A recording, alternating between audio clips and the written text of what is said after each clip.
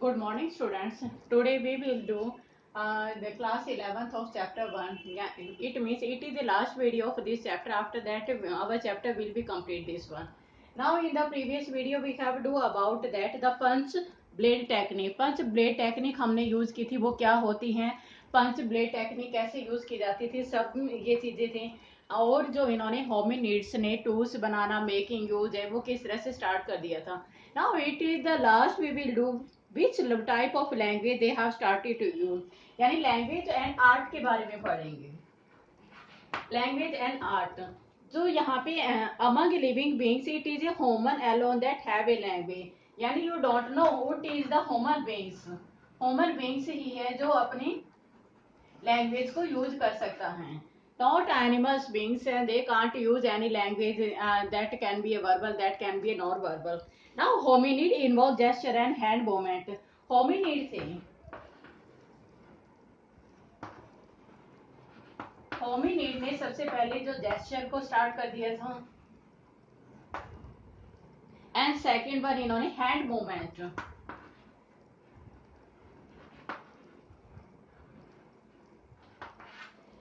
यानी होमिनिड है, यानी कि इन्होंने जेस्चर और हैंड मूवमेंट है, इसके थ्रू अपनी लैंग्वेज को स्टार्ट किया था। यानी कि वो अपने जेस्चर के शो, यानी कि किसी को कॉलिंग करना हो, बुलाना हो, and that is something have to say, तो इन्होंने अपने जेस्चर को स्टार्ट किया। तो हैंड मूवमेंट है, हैंड मूवमेंट के थ्रू वो अपनी चीजें बताते हैं कि what they want. And next one is spoken language was probably begin with calls among primates, यानी कि जो इन्होंने कॉल करना होता था, जब किसी को कॉलिंग के लिए, जो प्राइमेट्स ने कहते हैं कि सबसे ज्यादा ये लैंग्वेज का यूज किया था उस समय के अंदर, किसी को बुलाने के लिए प्राइमेट्स ने कहते लैंग्वेज को शुरू किया था, कि अगर किसी को बुलाना हो, कॉलिंग करना हो तो। और इसके अंदर ये माना जाता है कि vocal and non verbal behaviour, यानी कि इन ए कंपैरिजन ऑफ वोकल, वोकल में जो नॉन वर्बल बिहेवियर है, कहते हैं वो सबसे ज्यादा इंपॉर्टेंट माना जाता था, कि नॉन वर्बल बिहेवियर को वो सबसे ज्यादा इंपॉर्टेंस देते थे, सबसे ज्यादा अपना महत्व देते थे। ये हमारे लैंग्वेज के बारे में आता है कि and what did spoken language emerged, यानी कि किस ईयर के अंदर हमारी जो स्पोकन लैंग्वेज है वो अमर्ज हुई थी, कि कब इन्होंने स्टार्ट किया था। जब हम बात करते हैं लैंग्वेज की 2.5 मिलियंस ईयर्स एगो की अगर हम बात करते हैं, तब homos have started to speak, उन्होंने बोलना शुरू कर दिया था। और जो brain of Homi हिबिलिस,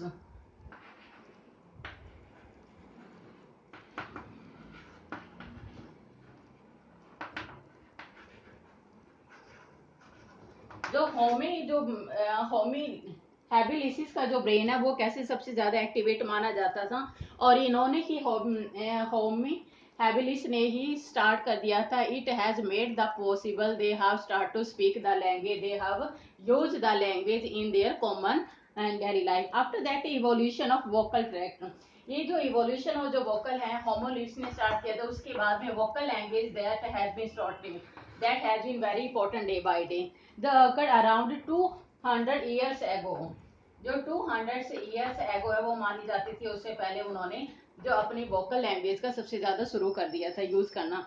language develop around same time as art, that is around 40,000 and 350,000 years ago. जो लैंग्वेज का डेवलपमेंट माना जाता है, कहते हैं कि जो 35 ईयर्स थाउजेंड से लेके 40,000 ईयर्स के अराउंड है, इन्होंने माना जाता कि लैंग्वेज का इसके बीच में ही इन्होंने 35 ईयर थाउजेंड इनके बीच में, इनके अराउंड माना जाता है कि इनके बीच में इन्होंने लैंग्वेज को शुरू कर दिया था, कि वोकल लैंग्वेज सबसे ज्यादा इंपॉर्टेंस होगी थी। और जो ब्रेन ऑफ होमी हैबिलिसिस है, कहते हैं वो सबसे ज्यादा इंपॉर्टेंट मानी जाती थी, इनका ब्रेन काफी इंपॉर्टेंस था। तो इन्होंने जो वोकल लैंग्वेज का सबसे ज्यादा यूज किया 35,000 ईयर्स एगो की हम बात करते हैं। फिर आता है आर्ट, यानी कि मोड ऑफ कम्युनिकेशन के अंदर हमने लैंग्वेज के बारे में पढ़ा। फिर आर्ट, कहते हैं कि जो आर्ट है वो लैंग्वेज का एक माध्यम, मीडियम हुआ करती थी, मीडियम ऑफ कम्युनिकेशन, जहां पर आर्ट यूज की जाती थी। और इस आर्ट का मेन मतलब होता था टू गिव मैसेज, यानी कि मैसेज को प्रोवाइड करना, कि मैसेज किस तरह से दिया जाता है, ये सब चीजें प्रोवाइड की जाती थी। 100 of paintings have been discovered in the cave of Lascaux. जो पेंटिंग्स है, पेंटिंग्स के थ्रू वो क्या करते थे, अपना मैसेज देते थे, यानी कि दो साइड्स है दैट वेरी इंपॉर्टेंट। लेस लेस्कोस एंड चोविच।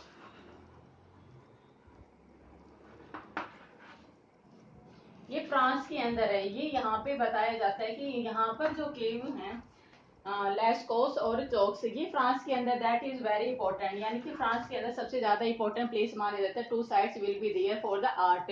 यहाँ पे यह क्या मानी जाती है कि 100 पेंटिंग है वो केव के अंदर थे। 1 इंपॉर्टेंट साइट इज देयर अल्टमारा।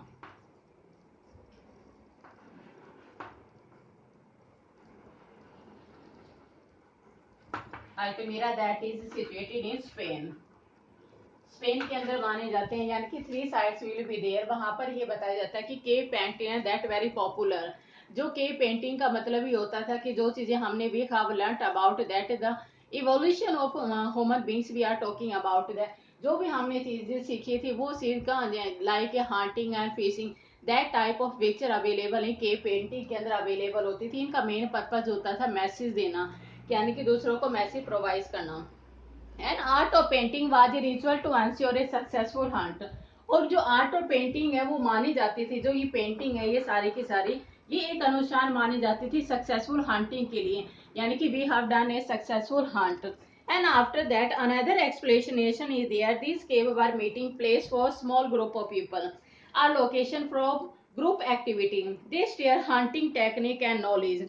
यानी कि उन्होंने बताया कि अगर उन्होंने सबसे ज्यादा इनका आर्ट का यूज किया था वो 2 पर्पज से था। एक तो हंटिंग टेक्निक, वो बताना चाहते थे कि उन्होंने जो हंटिंग टेक्निक को सबसे ज्यादा डेवलप किया। सेकंड वन, और नॉलेज है वो देना चाहते थे कि फॉर फ्यूचर जनरेशन के लिए बचा के रख दें। मेन पर्पज इनका ये 2 होता था कि हंटिंग है वो किस तरह से की जाती है और फॉर फ्यूचर जनरेशन के लिए हम अपनी नॉलेज देना चाहते थे। तब इन्होंने जो आर्ट ऑफ जो केव पेंटिंग है दे हैव स्टार्टेड, उनका मेन पर्पज ये रहा होता। तो लैंग्वेज और आर्ट की जब हमने बात की है तो ये सबसे ज्यादा चीजें आती हैं, काफी इंपॉर्टेंट यहाँ पे ले होती है। और यहाँ पे स्मॉल ग्रुप के अंदर ये सबसे चीजें मानी जाती हैं। फिर हम बात करते हैं हंटर गैदर सोसाइटी कि हंटर जो गैदर जो सोसाइटीज होती थी वो सबसे ज्यादा कैसे डेवलप की जाती थी सोसाइटी के अंदर, ग्रुप के अंदर, वो किस तरह से इन्वॉल्व रहती थी, ये सब चीजें हम अभी पढ़ेंगे। फिर आती है हंटर गैदर सोसाइटी की जब हम बात करते हैं।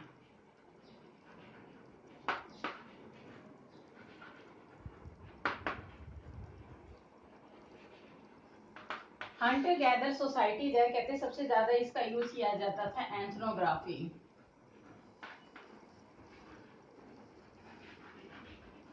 What is एंथ्रोग्राफी? एंथ्रोनोग्राफी क्या होती है? Now I will tell you what is anthropography. Now when you will open your page बेटा, page number 25। Anthropography is the study of the contemporary ethnic groups. ये कंटेम्प्रेरी एक एथनिक ग्रुप्स होता है। It include examination of their mode of livelihood, यानी उनकी जीविका के जो different different तरीके उनके बारे में बताए जाते हैं। Technology, gender roles and ritual and political institute and social custom. यानी कि एथनोग्राफी एक स्टडी होती है कंटेम्प्रेरी, यानी कि जितने भी समकालीन एथिक जो ग्रुप होते हैं उनके बारे में स्टडी करना, उनकी लाइवलीहुड कैसा है, उनका हंटर किस तरह से किया जाता है, रिचुअल कैसे होता है, जेंडर की पॉलिटिकल इंस्टीट्यूट क्या होता है, सोशल उनके क्वेश्चन क्या होते हैं, उसके बारे में पढ़ना, दैट इज कॉल्ड एंथनोग्राफी। एंथनोग्राफी का काफी इंपॉर्टेंट रोल रहा है हमारी हिस्ट्री के अंदर है। इसके द्वारा कि एक ही समय में होने वाली जो डिफरेंट डिफरेंट जितनी भी स्पेसीज या ग्रुप पाई जाती थी उनकी स्टडी करना कि what is the difference between, किस बेसिस के अंदर उनका जो डिफरेंस किया गया है। तो ये हंटर गैदर सोसाइटी है। ये तमाम यानी कि from present to the past, यानी कि प्रेजेंट से लेके पास्ट तक की वो सारी चीजें क्या थी। तो ये बताता है कि hominids sites 2 million along the margin of the lake तुर्काना could have been the dry season camp of the early Homer. Such practice have been observed and among Hasda and Kungsen. Hasda and Kungsen, these are the two. Hasda and कुंगसेन। यानी कि अगर हम इन दो की जब study की बात करते हैं, हल्दी और कुंगसेन की है तब बात करते हैं, तब हमारे को मार्जिन ग्रुप है जो लेक ऑफ तुर्काना के अंदर यहाँ पे मिलता है, तब इनकी स्टडी के बारे में बात पता चलता है कि इसमें ये पता चलता है कि किस तरह से इनका प्रैक्टिस की जाती है कि वहाँ के लोग हजदा के लोग हैं, किस तरह से इनको ऑब्जर्व किया गया, कुंगसेन किस तरह से, यानी कि इनकी जो क्वालिटी है डिफरेंट, जो ग्रुप है वो अलग चीजें शो करती थी, हजदा की ये डिफरेंट शो करती थी। तो इन दोनों का यहाँ पे इन्होंने मतलब शो किया कि एंथ्रोग्राफी के थ्रू इन्होंने पता लगाने की कोशिश करी कि इनका लाइवलीहुड क्या था, इनका लाइवलीहुड क्या था, इनकी हंटर कैसी थी, इनकी हंटिंग कैसी, सोशल कस्टम है वो इन दोनों का देखा। तो यहाँ पे थोड़ा बहुत डिफरेंस मिला गया। तो इन्होंने कहा है जो प्रेजेंट से लेके जो पास्ट तक है, अगर हम ये सारी चीजों को मिला के करें तो काफी इन्होंने पाया जाता है कि जो हंटर गैदर सोसाइटी है वो डिफरेंट टाइप्स की थी, हमारे हजदा में अलग थी और कुंफू सैन के अंदर है। तो इसका मतलब ये किसके थ्रू पता चला, इट इज थ्रू एंथ्रोग्राफी, एंथ्रोग्राफी के थ्रू पता चला। जो मनुष्य कहते ज्यादा इनकी जानकारी मिलती है। And some scholar who felt that ethnographic data can not be use for the understanding past society. इन्होंने ये भी काफी जो स्कॉलर्स है they have do many study after that they have analyse and discuss that कि जो एंथ्रोग्राफी जो है हमारी मानी जाती है, एंथ्रोग्राफी जो डाटा है that can not be understand for the past society, कि इसके थ्रू हम अपने पास्ट सोसाइटी को हम एनालाइज नहीं कर सकते कि पास्ट सोसाइटी क्या होती है। इन सब चीजों को हम बिल्कुल भी हम ध्यान में नहीं कर सकते। फिर इसके बाद में आते हैं एपिलॉग, कि इसका एपिलॉग क्या होता था।